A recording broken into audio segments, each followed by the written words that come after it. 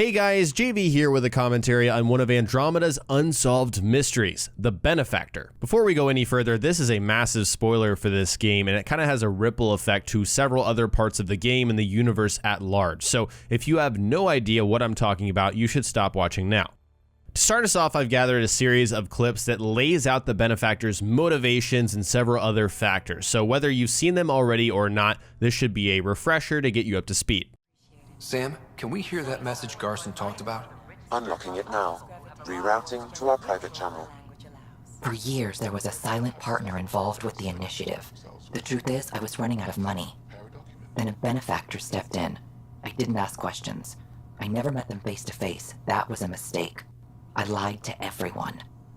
Something big spooked them in the Milky Way, and now they're moving 100,000 of us to Andromeda. I hope it's all for the good, but I have my doubts. And now I think they're going to remove me. Scott Ryder and I had a code word for this. Fulcrum. He may have learned more.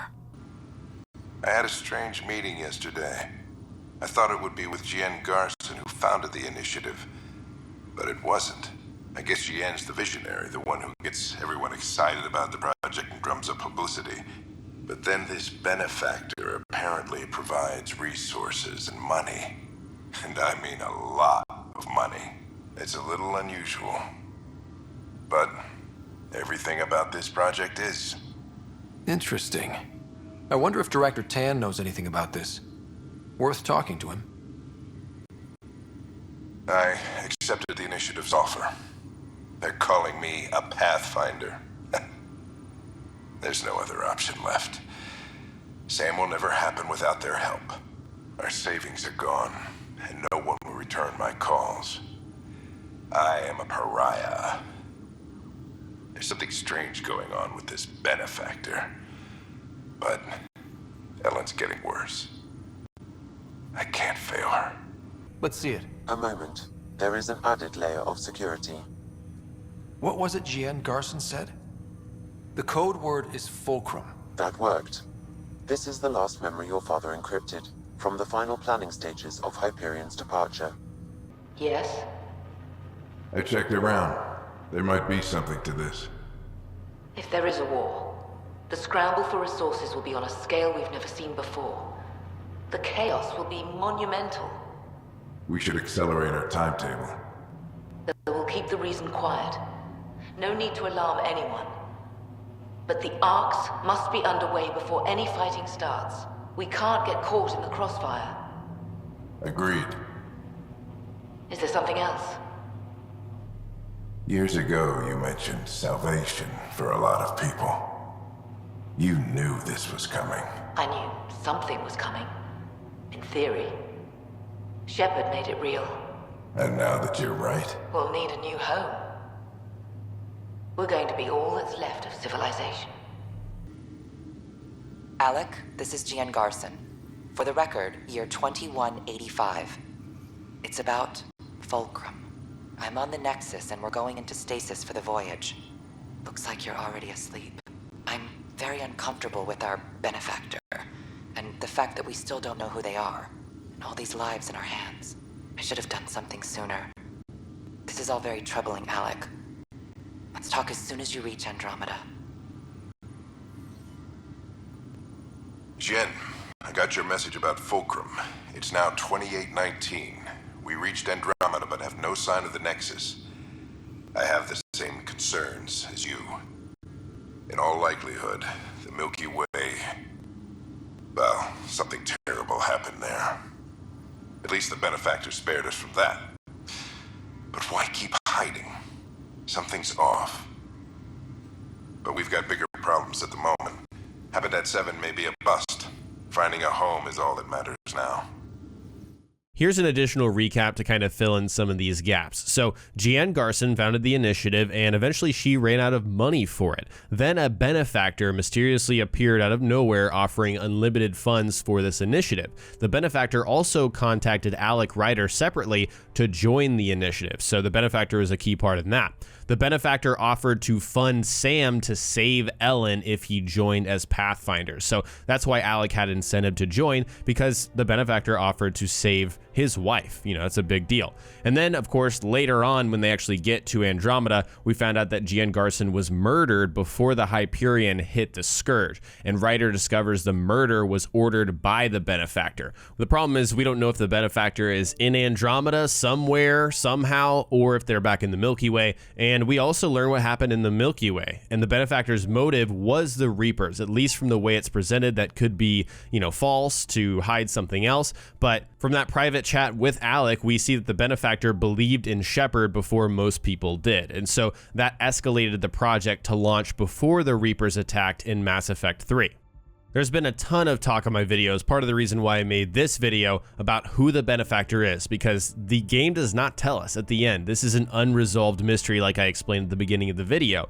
We have no idea who it is, so there's been a lot of speculation on the person's identity or the organization's identity. So in this video, I'm going to address the two that people talk about and also share my prediction on who I believe it is. The first and definitely most popular guess is the Elusive Man, and I feel there's several reasons people say that. A lot of people say it's the Elusive Man because he has a ton of money, almost unlimited funds to fund projects. We know that he spared no expense to revive Shepard in Mass Effect 2. He spent so much money, even, you know, made other people within Cerberus worried about the organization. Like, seriously, why are you spending all this money on Shepard? What's so special about him? So obviously the Elusive Man has tons of money, and when you hear unlimited money, that's someone you think of. So I totally get that point. Another reason people think Elusive Man is because the Benefactor could represent an organization like Cerberus. It makes sense for a single person like the Elusive Man to represent some other kind of effort that would want to spread out from the Milky Way and kind of, you know, represent humanity even further out. So I get that as well. And also another thing is that the Benefactor and Elusive Man both believed Shepard from the start. That's what the Elusive Man says. I don't know if that's either confirmed or denied. I think there's somewhere in between for the Elusive Man, because he really did want to use Shepard. We figured that out. He wanted to control the Reapers in the end.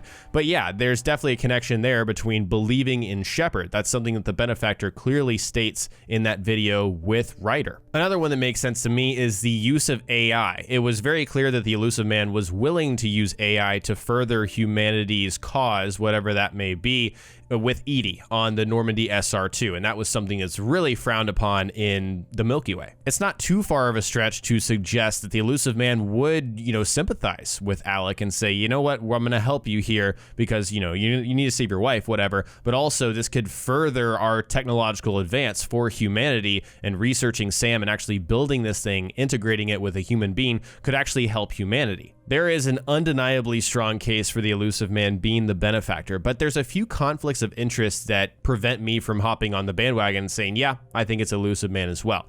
Number one, I don't think it's him because he wanted to control the Reapers, and the way the Benefactor talks in the video with Alec makes it seem like the Benefactor is not interested in that. They just want to get the hell out and make sure there's a new home for the civilization of the Milky Way in Andromeda. Now, you could say that the Elusive Man is just playing on Alec's emotions if it indeed is the Benefactor and is using him to further, you know, AI, that integration with humanity. I totally get that. That's a fair thing. We don't know if that's true, but it's a possibility. Another reason I hesitate on the Elusive Man is the fact that he is pro-humanity from beginning to end, and this is an interspecies effort. We have 4 or 5 main species going to the Milky Way, right? And then we have a bunch more that were supposed to come on a second arc. And I would think if the Elusive Man wanted to find a new home for humanity only in Andromeda, he wouldn't fund something that would have all the other species that he, quite frankly, doesn't like. He just kind of deals with. I just don't see him doing that. Again, could be wrong. Finally, we also know that the Elusive Man was indoctrinated at some point. Now, there could be a timeline discrepancy here on when this video was recorded or something like that, but if he's truly indoctrinated, then that creates a whole host of other issues. I don't know why he would want to fund this if he was truly indoctrinated and wanted to truly control the Reapers. This just seems kind of separate from his central agricultural efforts in the original trilogy. That's enough with the elusive man. Now let's talk about the Shadow Broker, which is the other suggestion that people make. And I want to make something clear. This is not Liara the Shadow Broker. This is the Yogg. This is before the Lair of the Shadow Broker DLC, because we talked to Liara separately. We have audio logs from her, so it couldn't possibly be her unless we're really being bamboozled. In Ryder's personal quarters, we get an audio recording from the Shadow Broker, and it's not something I've included in this video, but long story short, Alec is looking for the Shadow Broker to fund Sam, and this is again before all of the events, before the Benefactor steps in, and he says he's looking to broker a deal for technology from the Shadow Broker to build Sam. And the Shadow Broker responds by saying he wants Alec to pay, and if he reneges, he's going to kill him if he doesn't cooperate, and the price just doubled. So he's trying to do a shakedown on Alec, plain and simple, and this really kind of cancels out the Shadow Broker possibility for me, because the Benefactor, at least the way the Benefactor is presented, is in a way of giving. It's like, I want to help you, I will give you the funds to finish this project, and on and on. That is totally the opposite of wanting Ryder to pay, threatening to kill him if he doesn't cooperate, and on and on. So it just doesn't make sense. I don't think you can draw that connection there. Let's just say for the sake of this video that it's neither the Elusive Man nor the Shadow Broker. Then who is it? I think it's some random person. A lot of people rejected Shepard's ideas about the Reaper throughout the original trilogy until they finally attacked, and that's something that you're reminded of constantly. It's a very small circle of people saving the galaxy, you know, that actually do believe Shepard. A vast majority of people did not believe him. So I want to say it's someone behind the scenes that we haven't seen yet that fits the bill of having unlimited funds to, you know, explore something like this. Maybe has a vested interest. No, totally does have a vested interest, because they decided to kill Jien. And regardless of who it is, they just didn't trust her, so they decided to go ahead and get rid of her so she wouldn't speak about, you know, the initiative actually being funded by an independent party that she's never even spoken to in person or met. I wouldn't be too surprised if the Benefactor was already in Andromeda on one of the arcs or the Nexus, or perhaps they will show up on another arc in the Quarian arc DLC that we think we're gonna get. Maybe it's just an Andromeda 2, we're not sure, but I wouldn't be surprised if they snuck on with that, and then we'll learn more about that in some kind of DLC.